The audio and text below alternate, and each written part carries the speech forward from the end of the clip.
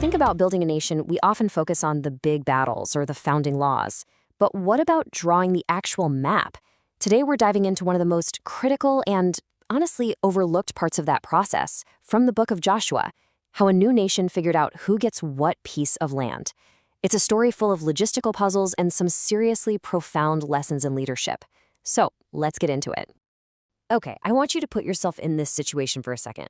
The major wars for your new country are over. The National Center for Worship is all set up. But you, your family, your entire community, you still don't have a place to call home. This wasn't just some hypothetical what-if scenario.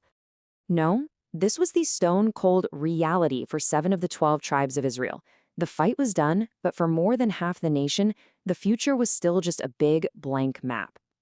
Right, so with the tabernacle now set up in Shiloh, which was kind of the new capital, it was time to finish the job. A nation can't really be a nation until its people are settled. This was the huge piece of unfinished business staring Israel's leader Joshua right in the face.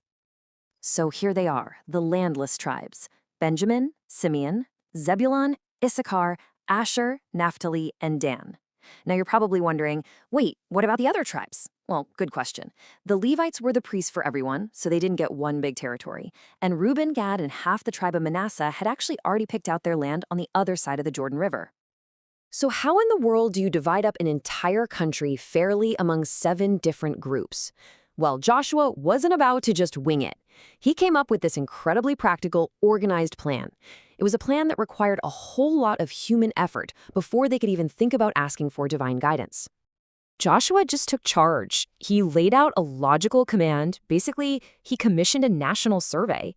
He knew he needed data. He needed a detailed, written report to make sure this whole division was orderly and based on, what the land was actually like. And his plan was just so methodical. Step 1, get the team. 21 men, 3 from each tribe. Step 2, their mission was to walk the land, all of it.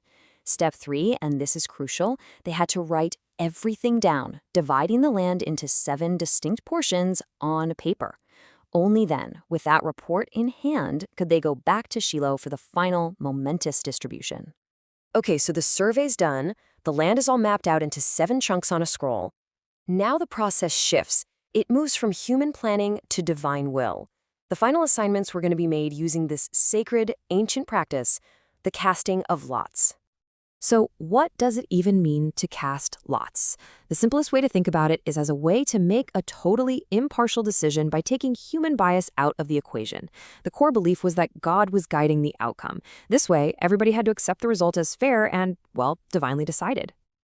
It's one thing to say they cast lots, right? But what did that actually look like? I mean, how did they physically connect a specific tribe with a specific piece of land? Well, according to traditional rabbinic understanding, they use this brilliant 2-jar system. In one jar, you've got slips of paper with the names of the 7 tribes. In the second jar, you've got slips describing those 7 parcels of land from the survey. Then someone would reach in and draw 1 slip from each jar at the exact same time, creating this undeniable public link between a people and a place. And this is where the story gets really amazing. The results of the sacred lottery? They weren't random at all.